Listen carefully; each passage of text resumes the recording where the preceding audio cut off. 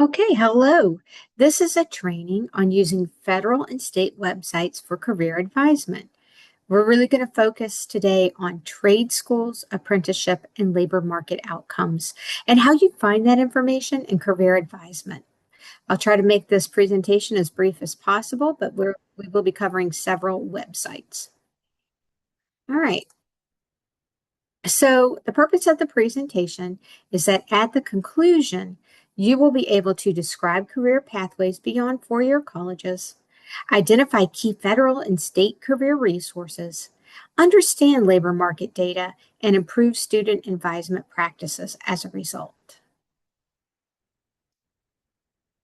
So why does this matter? Well, currently, many people are still advising students to go into four-year universities, but there's a lot of rising college costs and student loan debt. There's a high demand for skilled trades and a lower demand for some four-year degrees. Not every four-year degree, but some. We want students to have the option to enter the workforce faster if they would like, and we want to expand equitable career options for students. Beyond university, we usually say that people can do 4, 2, 1, or more years. A four-year university would be a bachelor's degree. 2 is community college, usually as an associate's degree. And 1 or more is trade school or certificate programs. So some of these programs may be 18 months, they may be 12 months, and maybe 16 months. It really just depends on the program.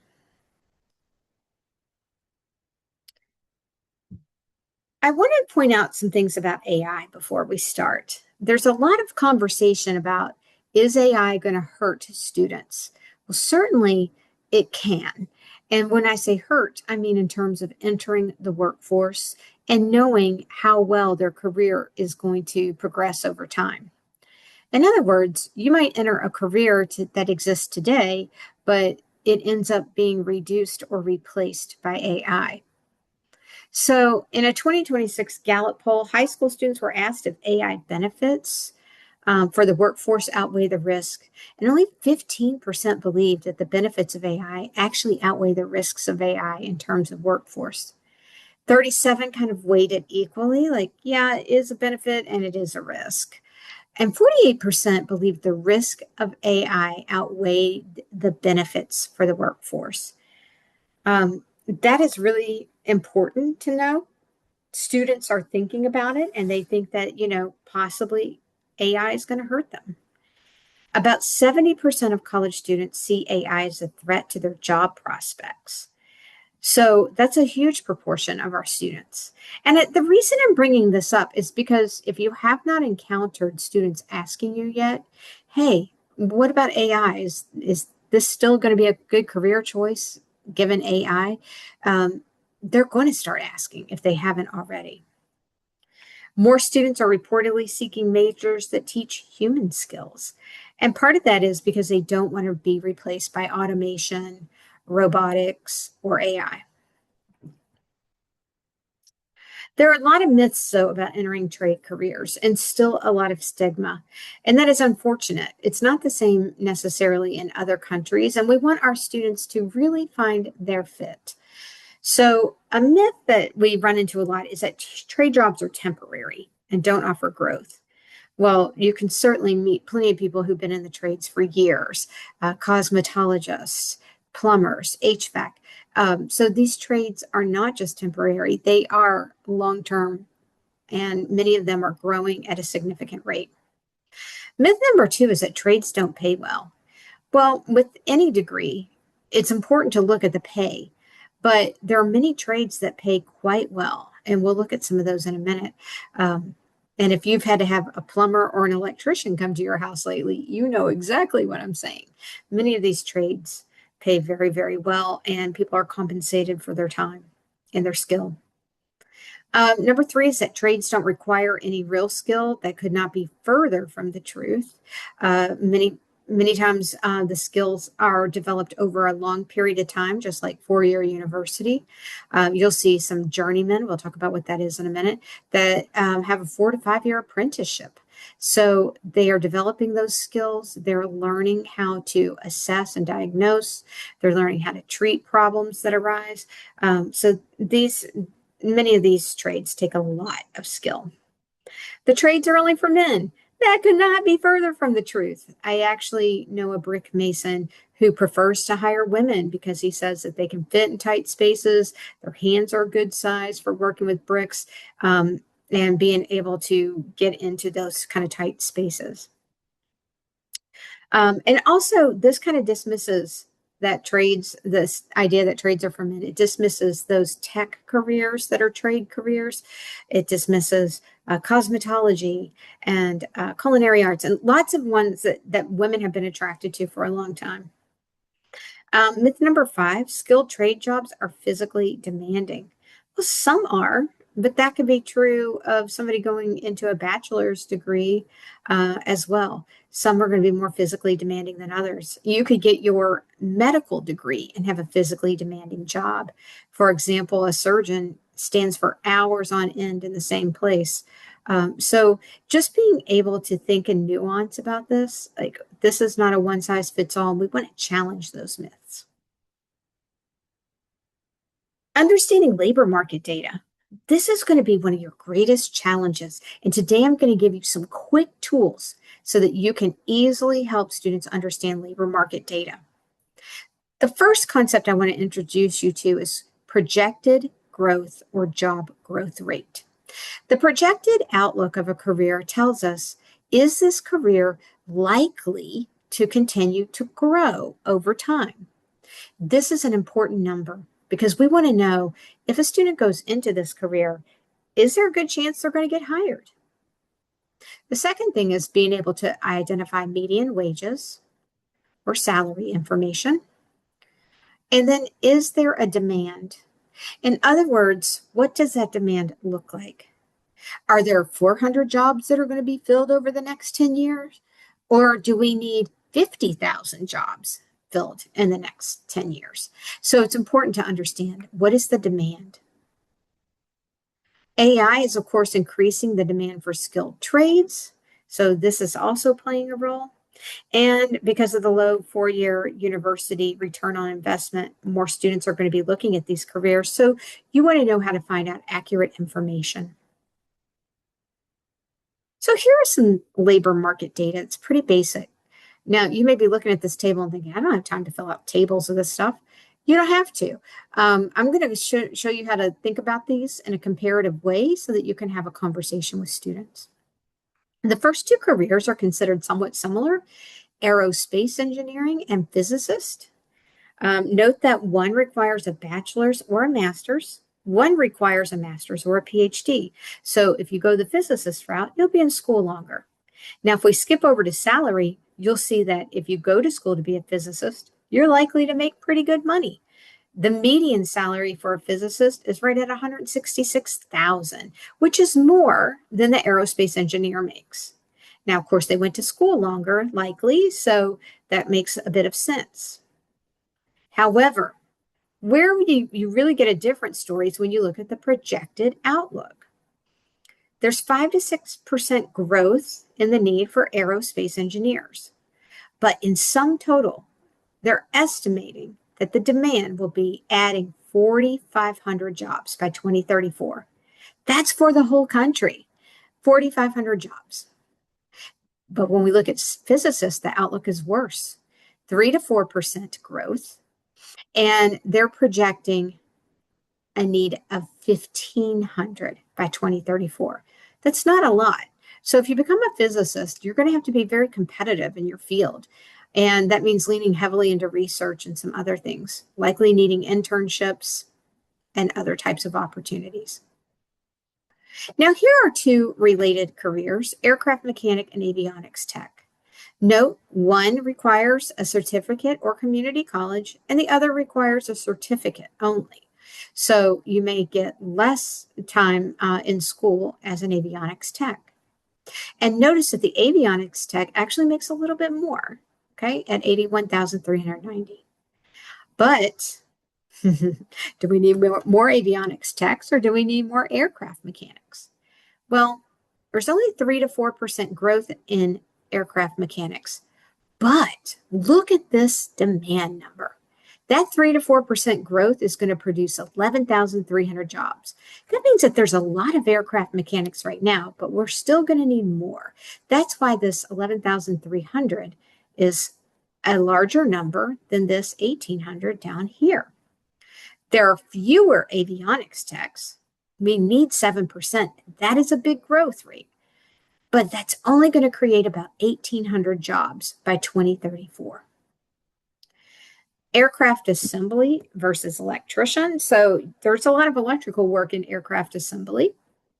Notice that one only requires a high school diploma. One requires a certificate. That aircraft assembly is going to be a majority manufacturing career. And look, it's decreasing, likely due to automation. So with that decrease, there's going to be a negative 2,800 by 2034. So in order to get a job as an aircraft assembler, you're going to have to be very good at what you do. They make 61,680. But look at how many electricians we need. If you like both of these jobs, you probably would like electrician. And look, it's growing at a 7% projected outlook. And they're adding 81,000 careers. Those are in demand by 2034. You make slightly more than aircraft assembly. So given the amount of time you might be in school, that getting that certificate, it may be worth it. So those are some nuanced ways to help the students think about it. Now, where can you find this information? You may be saying, but Jen, I have no idea where to find this. That's okay. Let me help you out. So the first place I like to go is ONET, and it is run by the U.S. Department of Labor. So ONET has very up-to-date information on careers. I'm going to stop sharing this, and I'm going to share with you ONET.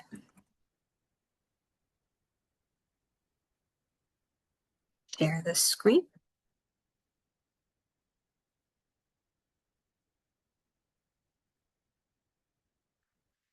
So this is ONET, and what you see here is that ONET is, like I said, run by the Department of Labor.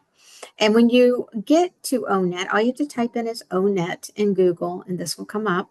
But I did leave the browser address for you in the PowerPoint. All right, so we were just talking about electricians, so we'll just type that in here. Right there at the top, search. And we see here that electricians have a yellow sun beside them. That means that's a bright outlook career.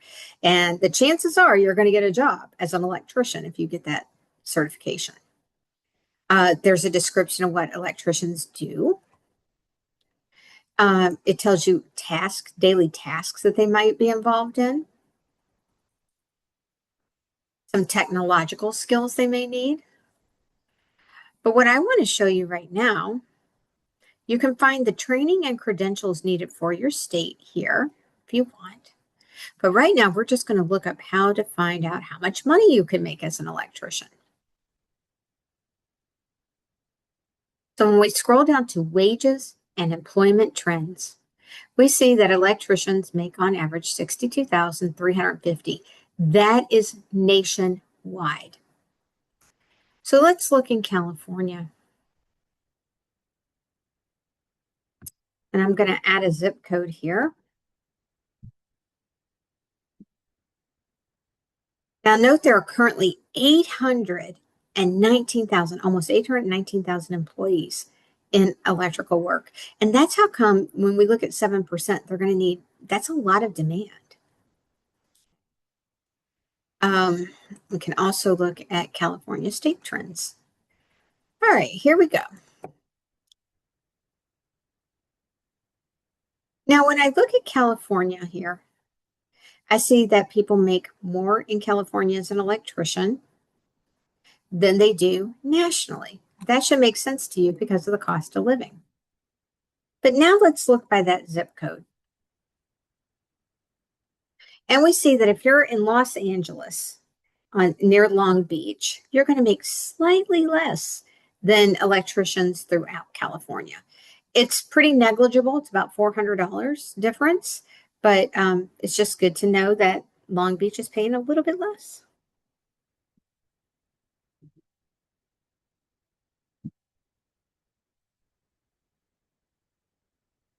And we can see here in California, when we look at employment trends, California has about 78,200 electricians.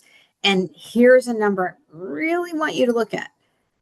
Projected growth, 13% in California. This is a trade that's growing. They're going to have 8,310 openings over the next 10 years. So this is good information for your students and good for you to know.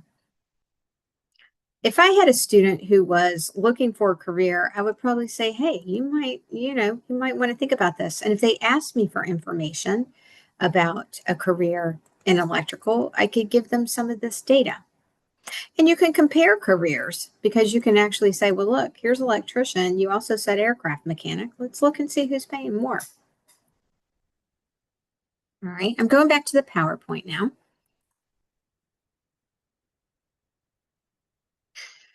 And we just talked about ONET. So you can actually give students, if you want, a career profiler on ONET. That's kind of nice. I've talked about that in other sessions before. You can help students look at their skill and work values aligned to a career and find those matches. All right, now we're going to talk about the Occupational Outlook Handbook. Now, the Occupational Outlook Handbook also has growth projections, median salary data, but I'm going to show you something really cool that they have that I think can help students who are trying to figure out what kind of career they want to be in. So I'm going to pull up that website now. All you have to do to get to that website is type OOH in Google. And here we are. I typed in OOH. I got to the Occupational Outlook homepage. Okay, so here's the Occupational Outlook homepage. And what we want to do is be able to think about what kind of career maybe a student might want. So let's imagine that you have a student who comes to you and says, hey, I want to be a pipe fitter. Thinking about pipe fitting. All right, so we go here and we find pipe fitter. All right, so I just clicked on pipe fitter. You can still get some of that state and area data, just like you did in ONET. Here, it gives you the median pay. But remember, this is for the whole country, not just California. 62,970, 4% growth. There are currently 504,000 pipe fitters. And look, we need 22,700 more. That's pretty good growth. But let's look at California. Here's that state and area data. All right, so here we see we can find more data. And what I would like for you to do is just click on that. All right, and you can look up. This is a construction career.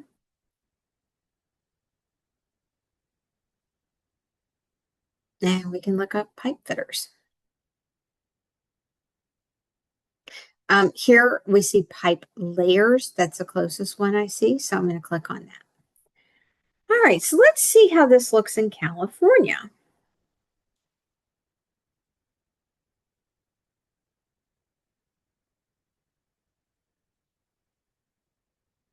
All right, notice here's the metropolitan areas. Here's California's data. Currently, they have 1,720 pipe fitters. Highway, street, and bridge construction is going to need pipe fitters. And there's the annual wage.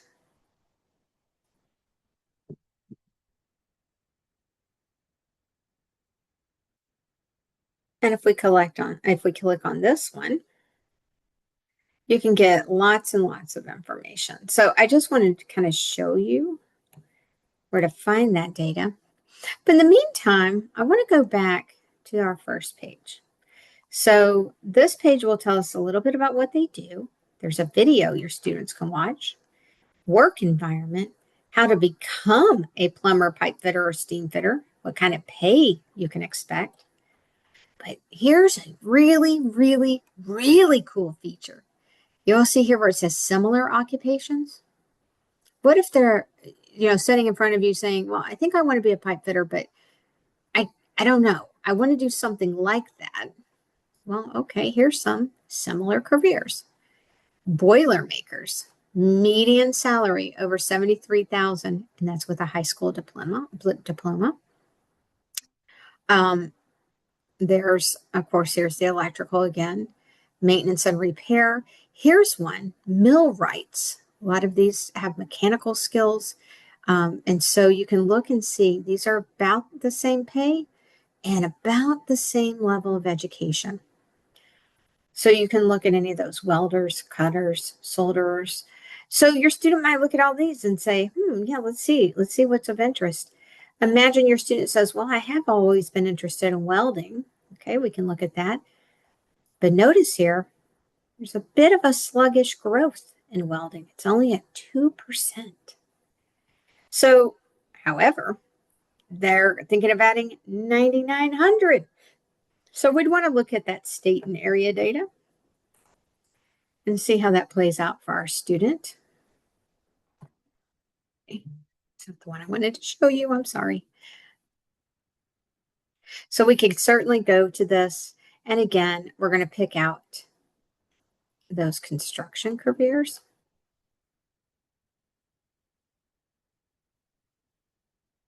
Construction. And we're going to look up welder. These are in alphabetical order.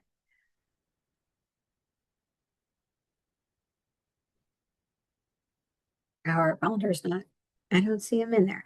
That's okay. What we'll do is pick another one from that category. Boilermaker.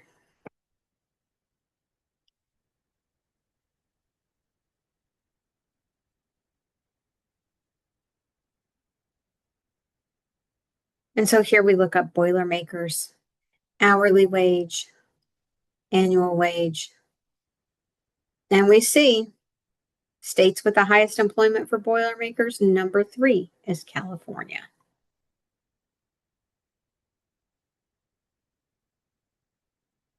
Okay. So that's a little bit about how to use the Occupational Outlook Handbook. I'm going to go back now to our PowerPoint.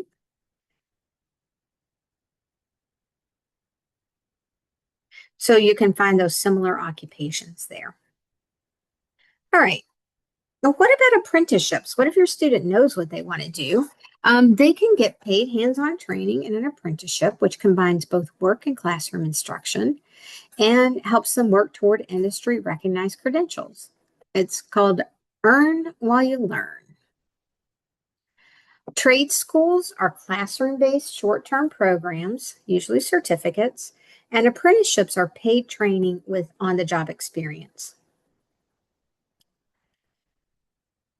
For your students who decide that they would like to have an apprenticeship, you can certainly use the Apprenticeship Finder tool. This is a national tool. I'm going to stop sharing and pull that up for you.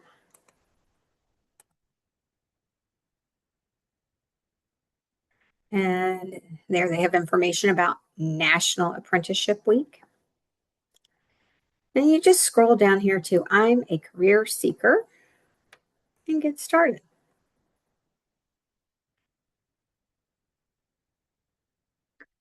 So it will give you some fact sheets. What is a registered apprentice? How to become an apprentice? And you can click on the Apprenticeship Finder. Now note here, we're looking at Area 6. So you can click on that. And that's going to give you this area. And imagine that we're looking at culinary arts, or we might even look at cosmetology.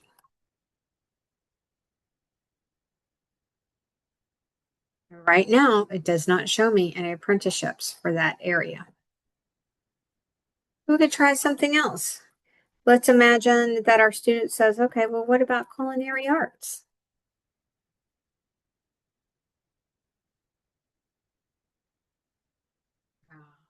No registered apprenticeships in that area. Oh, sorry, I just realized. Widen that. Okay. Um, so then maybe they say, well, I would like to do welding.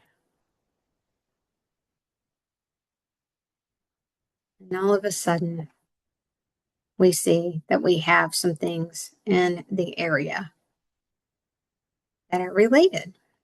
These are all in the construction area.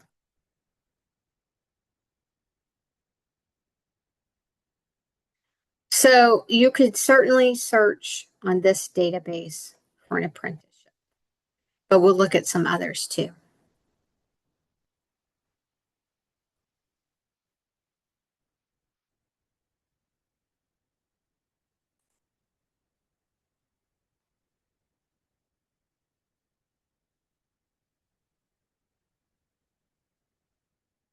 All right, going back to our PowerPoint. Note that in some trades, apprentices or beginning novices within the field are actually referred to as journeymen. That is usually a 4 to 5 year apprenticeship program. So it's longer than most apprenticeship programs, which are closer to 2 years. Now, here is another federal resource. This is the Career One Stop. If you've never used Career One Stop, you are missing out on a fantastic resource.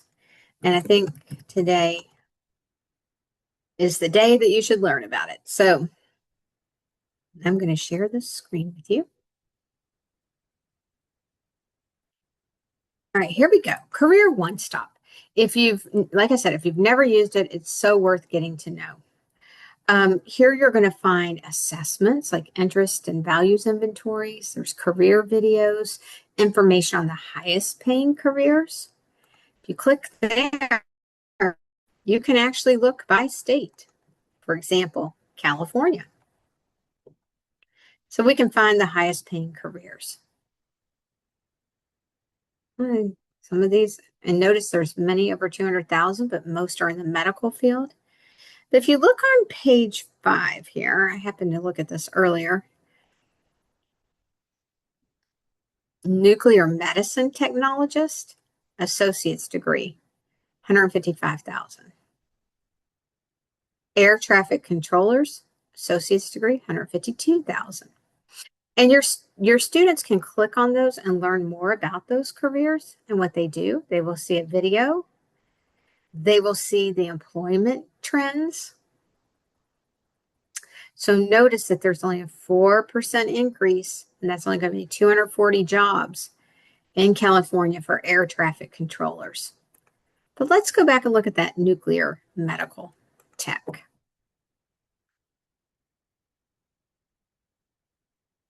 Look at this percent change. 14, that sounds like a lot, but that's only going to be 80 jobs. So there's not a huge demand. Even though the projected growth looks like a lot, it's because there's not that many employed in California. So good wage, but you probably need to make sure you're doing really good work if you want to get that job. Now, I want to go back to the home page.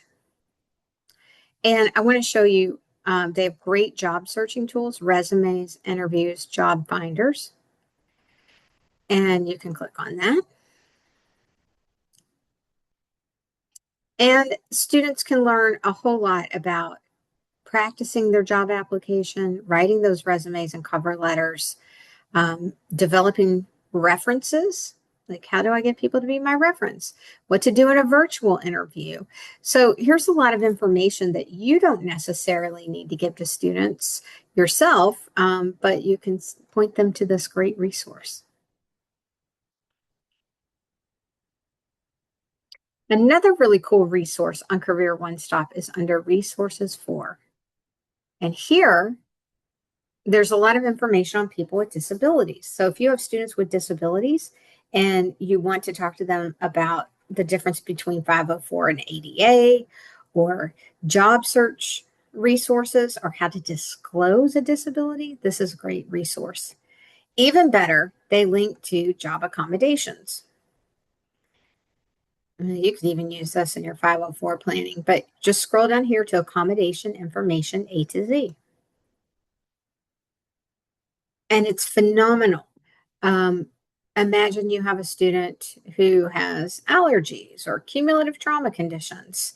Um, Maybe a student's had an amputation or an anxiety disorder. I'm going to use anxiety disorders. That's pretty common. And here it's going to give information on anxiety disorders, how to accommodate employees with it, an accommodation checklist, and then managing things like panic attacks. And then here are the symptoms of anxiety. And with each symptom, they give you some products, services, and strategies that can mitigate that symptom through accommodation in the workplace. Of course, you could also use some of those in your 504 plan.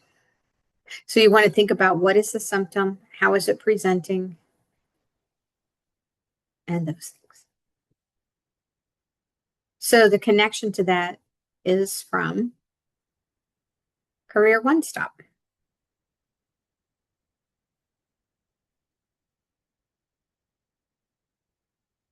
All right.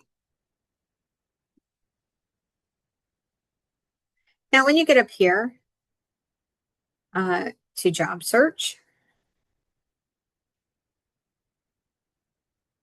you can certainly look for a job. But if you want to go to find training, now you can find apprenticeships, internships, and some other information on education. And it links you to apprenticeship.gov. So a lot of great resources there on Career One Stop. All right, we go back to that PowerPoint. And you may have students who want to compare local training programs. A federal resource for that is the College Scorecard. So I'm going to show you how to use that.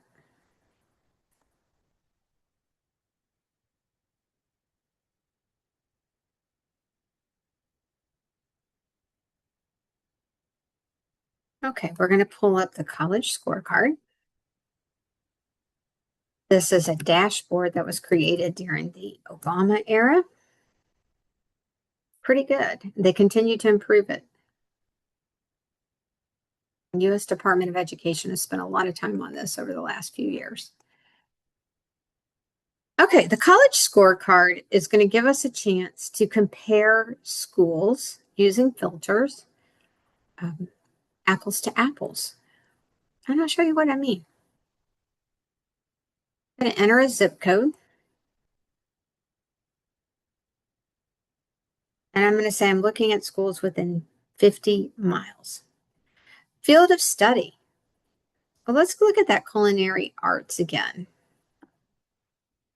Culinary, entertainment, and personal services are here. Okay? And automatically, you probably just saw it, several colleges pop up. Now, a thing you want to train your students to look at is what is the graduation rate at that school? Is it a good graduation rate?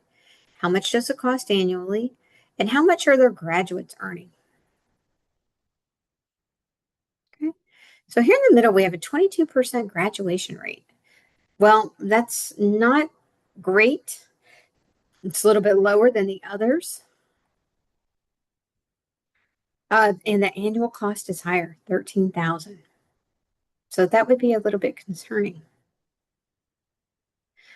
All right, we're going to look at Santiago Canyon College. Notice it's only $2,000 a year, and they have a 26% graduation rate. So better than the last one we looked at. If we want to view that school, we see that they have over 10,000 undergrad students. Now, these median earnings and the cost and graduation rate are for the average student. But if you want to check your field of study, and here we can do that.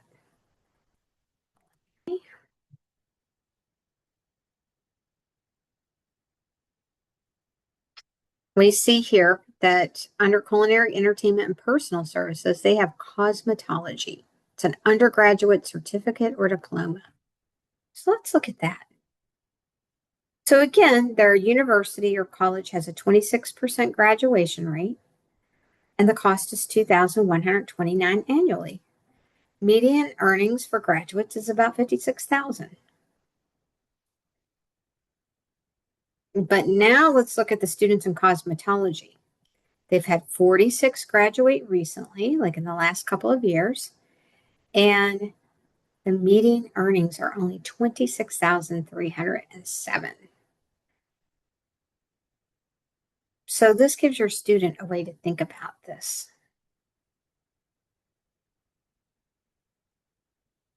So students can look at multiple colleges in the area.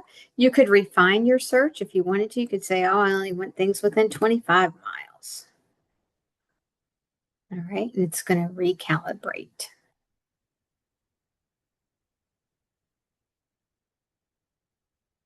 You can look for schools with a specialized mission, religious affiliation. A specialized mission may be Hispanic serving, for example.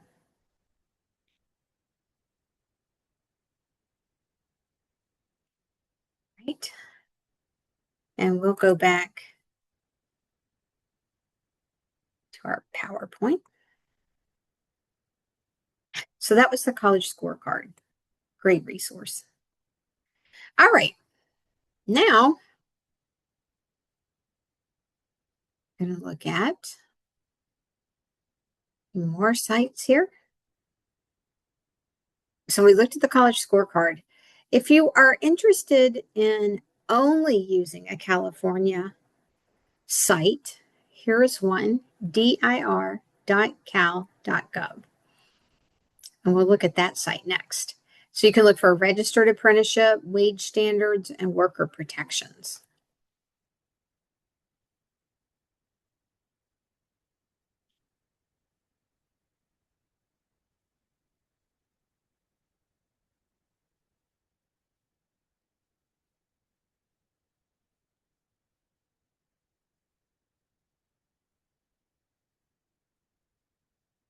Okay, let me share this page with you.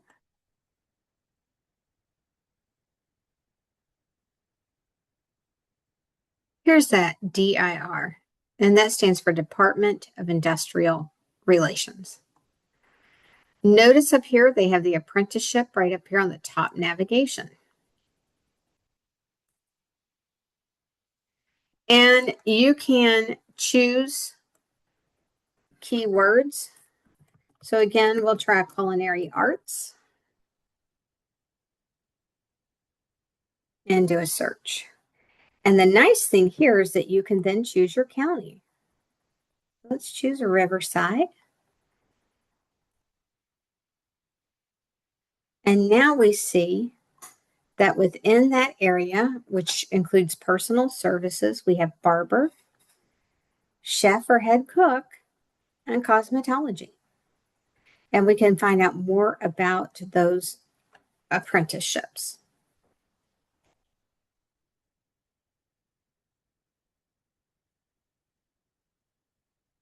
So DIR is pretty good for looking at that kind of thing.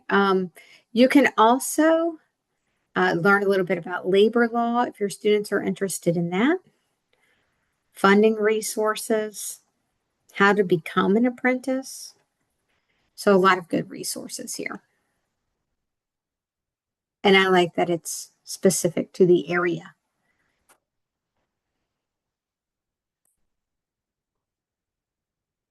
All right, so that was dir.california.gov. All right, here is another one, labormarketinfo.edd.california.gov. Now we'll look at that.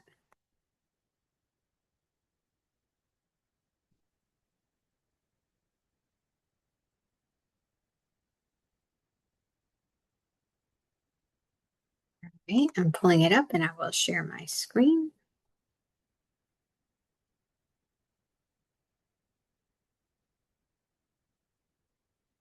Now, this one can be particularly useful when you are designing a classroom presentation. Everyone can see this now. And it's going to give you lots of trends. So California's current labor market indicators, for example, January 2026 to February 2026, the percent of change, how many people were unemployed. Notice there was no difference from January to February in the percent. But we can see the raw number here. So how many people were unemployed? That's about a 12,000 person difference. So you can look at dashboards, unemployment rates and labor force information, occupations, occupational guides, data by occupation. So employment projections, occupational licensing, wages and employment by occupation. So there's quite a bit here. And then training and apprenticeships. So you can certainly look through how to pay for training, train on the job with apprenticeships, and it goes to an apprenticeship program information. And that takes us back to where we were with DIR. So these two are crosswalked tools.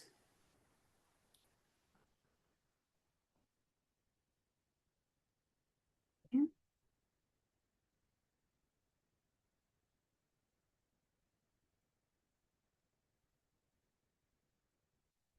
California Career Zone. Most of you are very familiar with California Career Zone, but I do want to just mention a few cool things that they have with California Career Zone.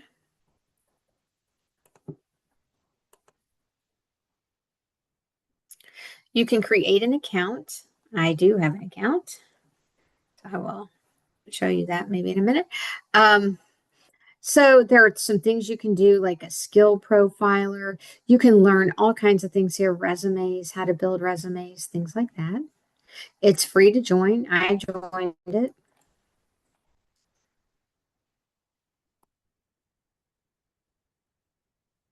And when I sign in, I see my dashboard. And I can do all kinds of things. So I can go to the home page.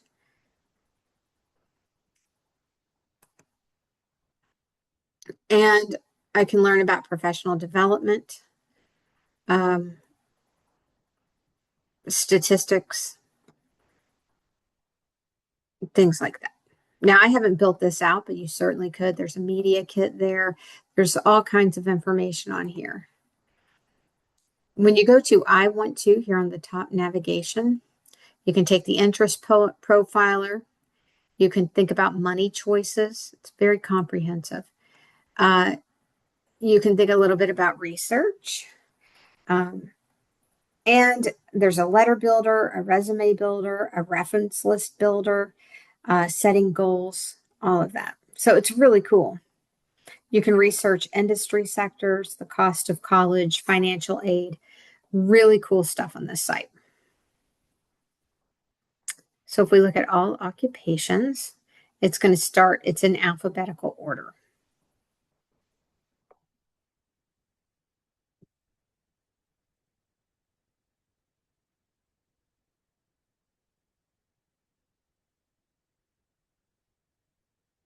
Cost of college, financial aid information, type of field. There's a lot, there's just a plethora here. Training, majors, and certifications. This is one you really just need to get on and play around with. Lots of cool things on this. Find a college in your area. You can click on California, and it just starts at the top. 691 results. The sensitivity of the dashboard can make a big difference. So for example, when I was showing you the college scorecard and all the filters that they have, that can really make it helpful for students. And some are going to have more filters than others. So it's just good to get on and play with it yourself. And then finally, we're going to look at this career ed and CalJobs.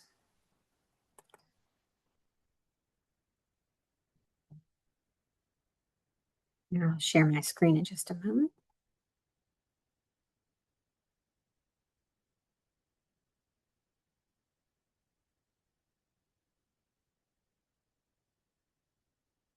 Okay, here is that website. Let me share it.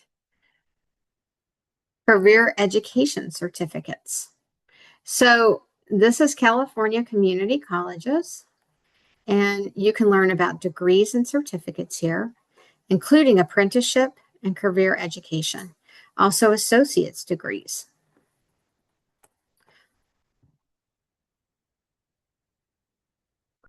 So they talk a little bit about what career education is and the benefits of it, and where you can find those programs. So you can search and by college. So you can filter through programs. Here's one in music, art, and biology. But we can look at retail, hospitality, and tourism. And it's giving me lots of different certificate programs: 3D fashion illustration, 3D foundations in art, acting and performance, level 1, actors conservatory, and it tells you where they are. And then you can actually click and learn more.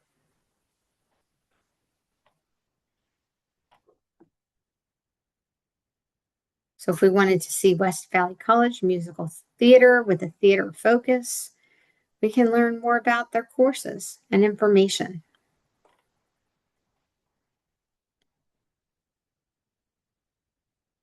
And we can enroll. All right, I'm going to show you one more here.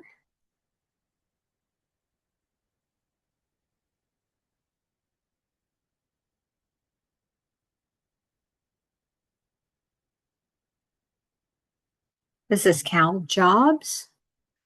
Let me show you this site.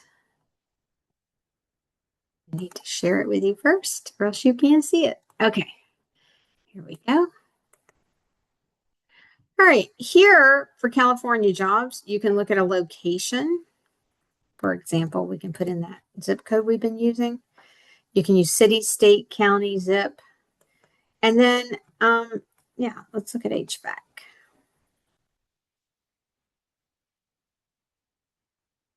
And it says you can narrow your search. You can look at installation, maintenance, and repair occupations. Very common to HVAC, so I'm going to click on that one.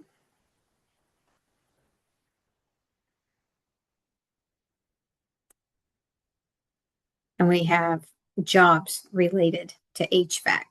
HVAC sales service manager, HVAC service manager, HVAC technician. So if I'm an HVAC, I can start to look through all of these listings to find a job.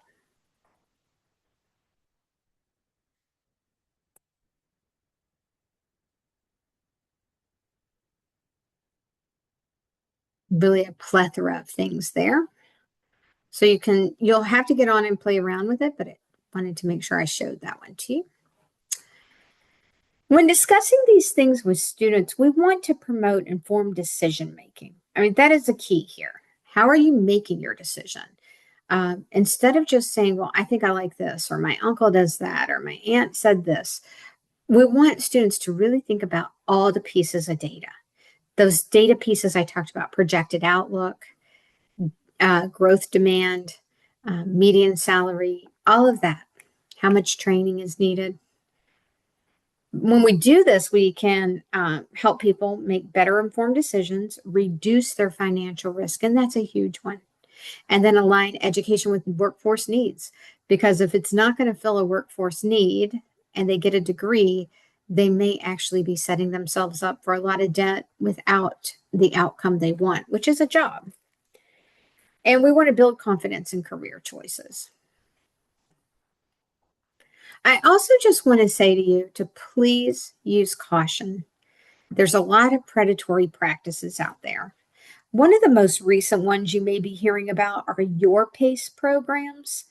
And on the surface, these sound really good. It's called speed running a degree, and the student can get through the degree as fast as they would like. And it's usually an online degree program. But some of these really present themselves in a sketchy way. Now, most of these are for-profit trade schools. And notice the difference in cost in public trade school versus for profit. It's a big cost difference. But we want students to really think about what the program is selling. So here's a good example of that.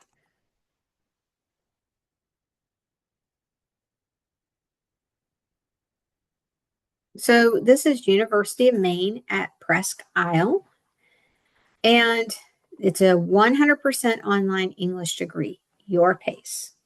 Now, there are rumors that students are finishing these degrees in a matter of weeks or months. So maybe a 4 month to finish because they're going at their own pace. So that can sound good, but I want you to see that they are saying here that this is a communications and journalism concentration, and that this will, be a degree that can help you excel through competency-based education and enter into a wide range of industries, including journalism, marketing, public relations, and digital media. These are highly competitive fields. Some of them are not growing. And not only are they highly competitive, but a lot of employers expect students to have an internship if they're in one of these. Journalism, marketing, public relations. So this is a basic English degree that they are packaging as something that's going to really make them marketable in these other areas. But most people I know in public relations are looking for somebody who has a degree in public relations.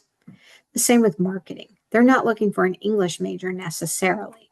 So we just want to caution them that maybe or maybe not it's going to prepare them if they go through one of these programs.